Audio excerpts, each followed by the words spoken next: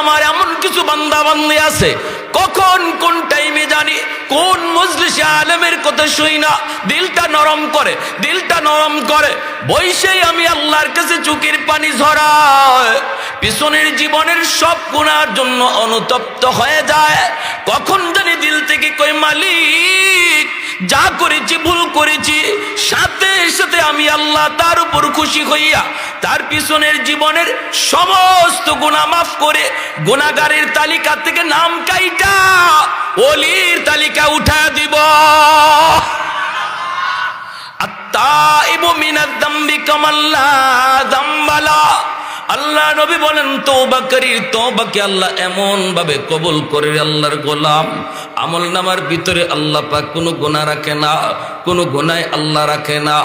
এমন কি শুধু তাই নয়, তওবাকারীর তওবার কারণে আল্লাহ পাক তার গুনাহগুলিরে নেকি দ্বারা পরিবর্তন করে দেয়, নেকি দ্বারা আল্লাহ বদলায় দেয়। ওয়া নুনাজ্জিলু মিনাল কুরআন মা হুয়া শিফাউন ওয়া রাহমা ওয়া রাহমাতুল লিল মুমিনিন। আল্লাহ পাক রব্বুল আলামিন বলেন, আমি কোরআন নাজিল করেছি তোমাদের জন্য শিফা বানাইয়া। কোরআন হলো তোমাদের জন্য রহমত, মুমিনের জন্য আল্লাহর রহমত বানায় কোরআন নাজিল করেছেন। এই কোরআন হলো গোটা মুমিন জাতির জন্য রহমত। কোরআনের দ্বারা আমরা হালাল হারাম চিনলাম, কোরআনের দ্বারা আমরা জান্নাত জাহান্নামের পথ চিনলাম, কোরআনের দ্বারা আমরা আল্লাহর পরিচয় পাইলাম। এই কোরআন যতদিন পর্যন্ত মানুষ কদর করবে, কোরআনের তালিম চালু থাকবে, কোরআনের শিক্ষা সমাজে সমাজে চালু থাকবে, ঘরে ঘরে কোরআনের তালিম যতদিন পর্যন্ত চলবে, সমাজে সমাজে যুবকগুলি যতদিন পর্যন্ত কোরআনের মাহফিলের আয়োজন করবে, আল্লাহ বলেন ততদিন পর্যন্ত জগতে রহমত নাজিল হবে। সুবহানাল্লাহ। তাহলে আল্লাহর পক্ষ থেকে রহমত পাওয়ার চুম্বক, আল্লাহর পক্ষ থেকে রহমত নেমে আসার চুম্বক হলো আল্লাহর কোরআন। কোরআনে জিন্দেগি থাকবে তো রহমত আসবে, কোরআনের আওয়াজ থাকবে তো রহমত আসবে। ঘরে কোরআন তেলাওয়াত ঘরের জন্য রহমত, সমাজে কোরআনের প্রতিষ্ঠান মাদ্রাসা সমাজের জন্য রহমত, জগতের দেশে উলামায়ে কেরামের কদর একটা দেশের জন্য রহমত, উলামায়ে কেরাম গোটা জগতের জন্য রহমত। যারা বলি সুবহানাল্লাহ। আমি মৌলবীর কোনো কথা নয়, আমার যদি কথা হইতো আপনার অবজেকশন, কথাটা স্বয়ংকার। আর একটু জোরে বলেন কার? ঘরে যদি কোরআন তিলাওয়াত হয়, ঘরে আল্লাহর পক্ষ থেকে রহমত নাজিল হয়, কথা কার? সমাজে যদি কোরআনের প্রতিষ্ঠান মাদ্রাসা থাকে, মাদ্রাসার যদি কদর হয়, ছাত্রদের যদি কদর হয়, মাদ্রাসার যদি উন্নতি হয়, ঘরে ঘরে রহমত পাঠাবে কে? আরেকটু জোরে বলেন কে? এই যে জমিন থেকে আমরা ফসল পাই, গাছ থেকে ফুল পাই, ফল পাই, নদী থেকে মাছ পাই, যত প্রকারের নিয়ামত, যত প্রকারের রহমত আমরা প্রতিনিয়ত আল্লাহর পক্ষ থেকে পাই। আল্লাহ পাক বলেন সমস্ত রহমত পাওয়ার ওসিলা হলো জগতে এখনো কোরআনের আওয়াজ আছে। সুবহানাল্লাহ। যদি কোরআনের আওয়াজ বন্ধ হয়ে যায় রে যুবক, তাহলে গাছ থেকে ফুল ফল পাওয়া আল্লাহ বন্ধ করে দিবে। কোরআনের আওয়াজ যদি সমাজে বন্ধ হয়ে যায়, জমিন থেকে ফসল হওয়া বন্ধ করে দিবে আল্লাহ, নদী থেকে মাছ পাওয়া আল্লাহ বন্ধ করে দিবে। পূর্ব দিগন্তে আর সূর্য উঠবে না, পশ্চিম দিগন্তে আর সূর্য ডুববে না। যত প্রকারের নিয়ামত আমি আপনি পাইতেছি, আল্লাহ বলেন সব কিছুর ওসিলা হলো কোরআন। তাহলে কেউ যদি মাদ্রাসারে কদর করে, কেউ যদি মাদ্রাসা টিকায় রাখার চিন্তা করে, সে যেন দুনিয়ার হায়াত বাড়ায় দিল। আল্লাহু আকবার। কেউ যদি একজন মাদ্রাসার ছাত্রকে খাওয়ায়, আল্লাহর কোরআনের ভাষায় তুমি খাওয়াইলা না, বরং তার খাতিরে আল্লাহ তোমাকে খাওয়াইলো। কেউ যদি মাদ্রাসা টিকায় রাখে, মায়ার নবীর হাদিস, আল্লাহ নবী বলে ইন্নাল আলিমা ইস্তাগফিরু লাহু মান ফিল আরদ ওয়া মান ফিস সামা হাত্তাল হিতানু ফি জাওফিল মা ওয়া ফি রিওয়ায়াতিন আন-নামলাতু ফি জুহরিহা। আল্লাহর নবী রহমতের নবী বলেন, উম্মতের দল, এই সূক্ষ্ম কথাটি যদি তোমরা কেউ নাও বুঝো, আসমান জমিনের আর যত প্রাণী আছে সবাই কিন্তু ঠিকই বুঝে। ওই যে তুমি দেখতেছো জঙ্গলের বাঘ, জঙ্গলের ভাল্লুক, ওই বাঘ ভাল্লুক তারা কিন্তু মাদ্রাসার কদর ঠিকই বুঝে, উলামায়ে কেরামের কদর তারা ঠিকই বুঝে, মাদ্রাসার ছোট ছোট বাচ্চাগুলির কদর তারা ঠিকই বুঝে।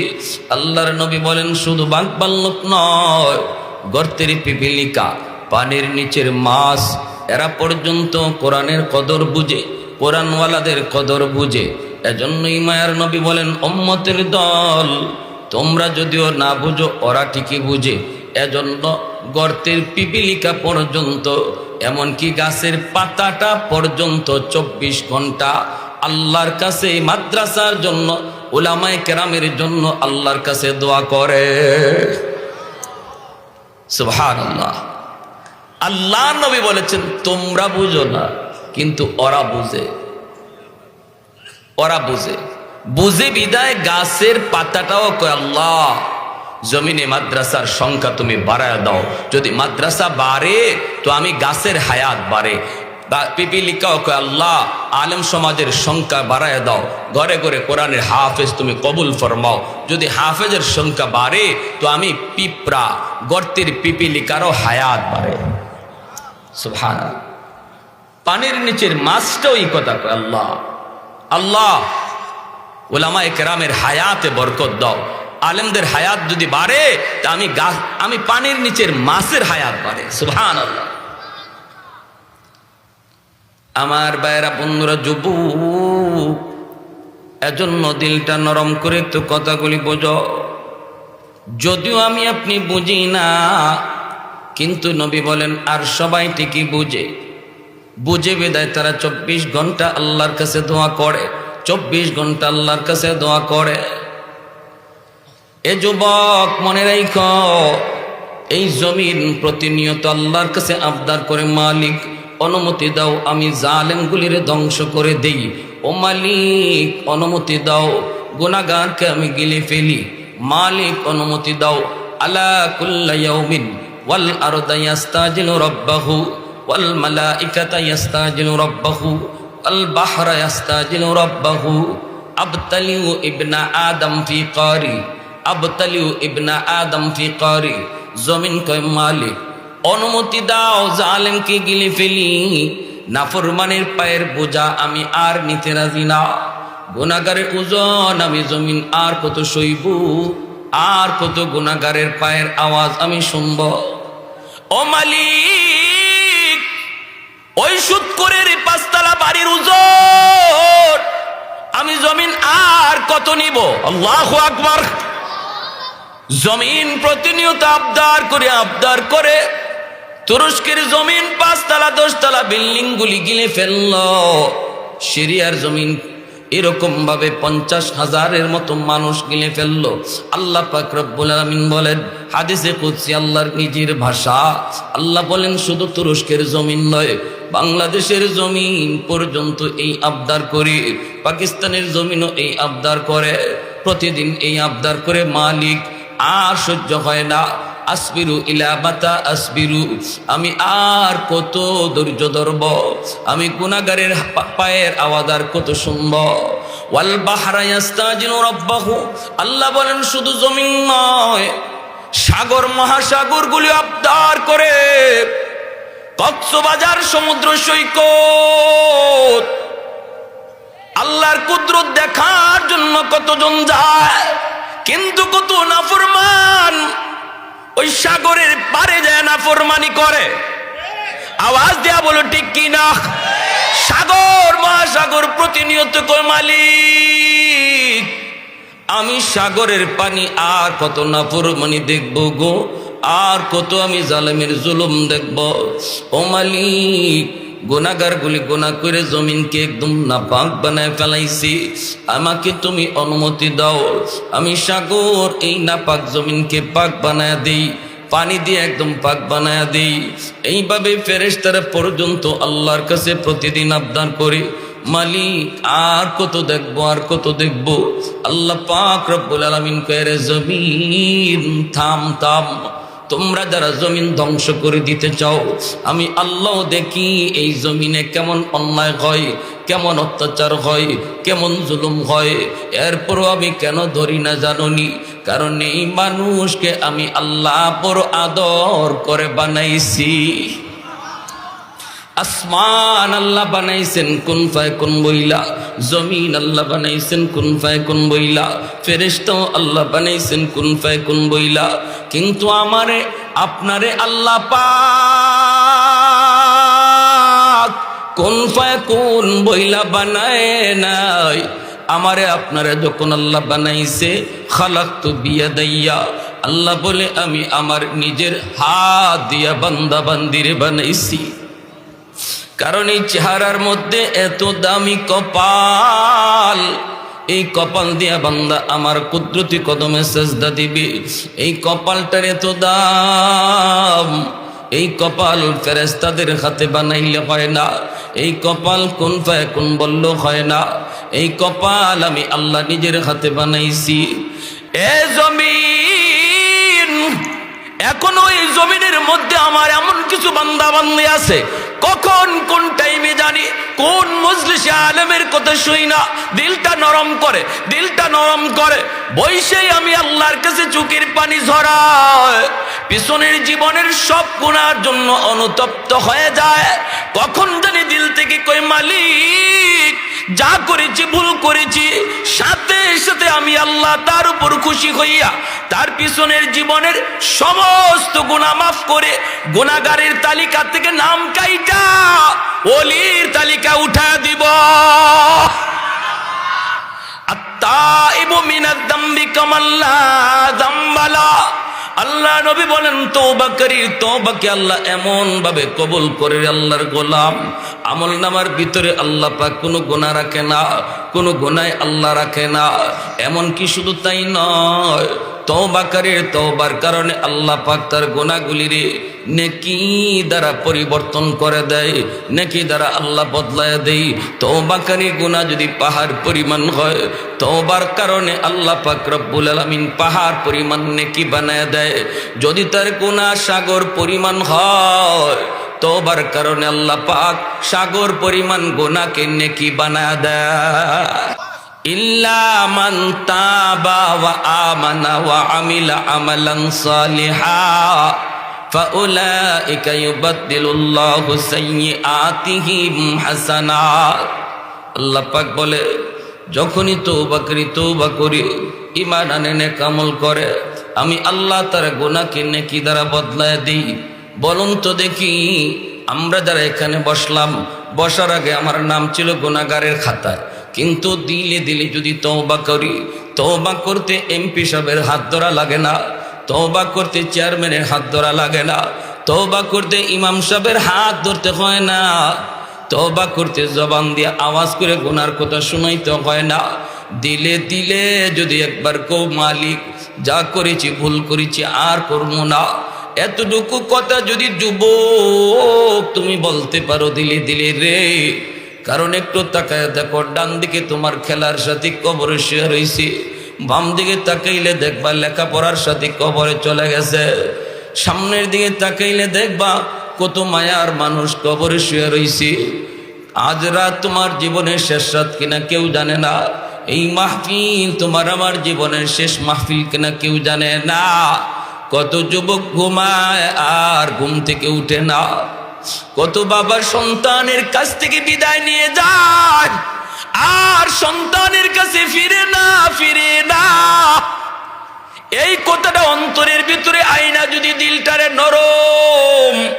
নরম কইরা শুধু একবার তুমি বলতে পারো, মালিক যা করেছি ভুল করেছি, আল্লাহ গুনাহ ছাড়ব আশা করছিলাম, কিন্তু মালিক চোখের সামনে দেখলাম বৃদ্ধ হওয়ার টাইম তো আমার বন্ধু পাইল না, একটা সময় গ্রামে গঞ্জে শহরে বন্দরে হাঁটলে আমরা মুরব্বী চোখে দেখতাম, সাদা দাড়ি সাদা চুল, কত মুরব্বী চোখে পড়তো।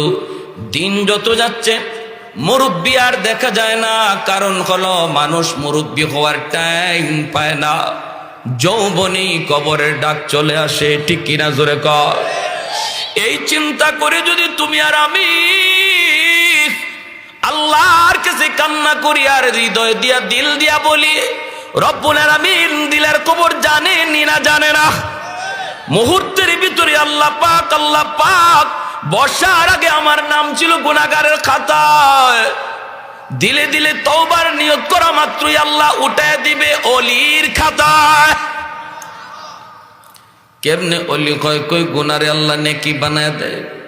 কেমনে এত তাড়াতাড়ি অলি হয়? কই গুনারে আল্লাহ কি বানায় দেয়? জোরে কোন কি বানায় দেয়? গুনারে আল্লাহ নেকি বানায় দেয়, নেকি। এজন্যই যুবক একটু হতাশ হওয়ার কিছুই নাই, হতাশ হওয়ার কিছুই নাই। সিদ্দিকে আকবর রাদিয়াল্লাহু তাআলা আনহু এই আয়াতের উপরে দলিল পেশ করে হযরত ওমর ফারুক রাদিয়াল্লাহু তাআলা আনহুকে বলেছিলেন, ভাই ওমর, তোমার জীবনের নেকি মনে হয় আমি আবু বকরের চেয়ে অনেক বেশি। হযরত ওমর ফারুক রাদিয়াল্লাহু তাআলা আনহু বলেন, দলিল কি? দলিল, আপনি হলেন উম্মতের ভিতরে শ্রেষ্ঠ, আমার জীবনের নেকি আপনার চেয়ে বেশি হয় কেমনে? সিদ্দিক আকবর বলেন, আল্লাহর কোরআনের আয়াত। কোন আয়াত? কয় ইল্লা মান তাবা ওয়া আমানা ওয়া আমিলা আমালান সালিহা ফাউলাইকা ইউবাদদিলুল্লাহু সাইয়্যাতিহিম হাসানাত। আল্লাহ পাক রব্বুল আলামিন তওবার খাতিরে আল্লাহ পিছনের গুনাহকে আল্লাহ নেকি দিয়া বদলায় দেয়। এরে ওমর, এই যদি আল্লাহর কথা হয় তাহলে তো তুমি ওমরের পিছনের গুনাহ আমি আবু বকরের চেয়ে অনেক বেশি। ইসলাম গ্রহণ করার আগে তোমার দ্বারা গুনাহ বেশি হয়েছে, কিন্তু ইসলাম গ্রহণ করার পর তওবার খাতিরে আল্লাহ পাক ওই পিছনের গুনাহগুলির যদি নেকি বানায় দেয় তাহলে তো নেকিও বেশি হয়ে গেল। এই হিসাবে আমি বলতেছি তোমার জীবনের নেকি আমি আবু বকরের চেয়ে অনেক বেশি। এই কথা বলতে হযরত ওমর বলতেছেন, ভাই আবু বকর, যদি বিষয়টা এমন হয় তাহলে চলো আমরা জীবনের নেকি বদলা বদলি করে ফেলি। আমি ওমর তোমাকে আমার জীবনের সব নেকি দিয়ে দিব গো, বিনিময়ে তুমি আমাকে শুধু তোমার জীবনের এক রাতের নেকি দিবা। সিদ্দিক আকবর বলে, কোন রাতের কথা বলছো? হযরত ওমর বলে, সেই রাত হলো আমার মায়ার নবীর সাথে হিজরতের রাত, যেই রাতের জন্য তুমি 40টা রাত ঘুমাও নাই রে আবু বকর। দরজার কিনারায় কান লাগায় লাগায় আমার নবীর ডাকের অপেক্ষায় ছিলা, কখন আমার নবী এসে ডাক দেন। 40টা রাত সারা রাত দরজার পাশে দাঁড়ায় দাঁড়ায় আমার নবীর ডাকের অপেক্ষায় ছিলা। অবশেষে সেই রাত তোমার কাছে আসলো, আমার মায়ার নবীকে নিয়ে তুমি রওনা দিয়েছো সেই গারে সুর, এত বড় উঁচু পাহাড়ের উপরে সেই গর্ত, সেই গুহা। এই গুহায় ওঠার সময় আমার নবীরে তুমি নিজের কান্দে লইছো। এত উঁচু পাহাড় বায়া বায়া ওটা কত কষ্ট, একজন ওটাই কত কষ্ট, সেখানে তুমি আমার নবীকে পাহাড় বায়া উঠতে কষ্ট দেও নাই, বরং নিজের পিঠের মধ্যে আমার রসুল রে তুইলা তুমি নিজে পাহাড় বায়া বায়া উপরে উঠছ। গুহার কিনারা যায় নবীরে ঢুকতে দেও নাই, তুমি বলেছো মায়ার নবী গো আপনি গুহার মুখে দাঁড়ান, আমি ভিতরটা দেখে আসি নিরাপদ কিনা। যদি কোনো জীব জানোয়ার থাকে, আমি আবু বকরের ক্ষতি হয়ে যাক গো নবী, আমার যদি জানও চলে যায় উম্মতের এত ক্ষতি হবে না, কিন্তু যদি আপনার কোনো ক্ষতি হয় উম্মত সেই ক্ষতিপূরণ দিতে পারবে না। ওগো নবী আপনি গুহার মুখে দাঁড়ান। আমার মায়ার নবীরে তুমি গুহার মুখে দাঁড় করাইয়া নিজে গুহার ভিতরে যায় ঢুকছো। ঢুইকা পাগড়ির কাপড় সিরা সিরা সবগুলি গর্তের মুখ তুমি বন্ধ করেছ।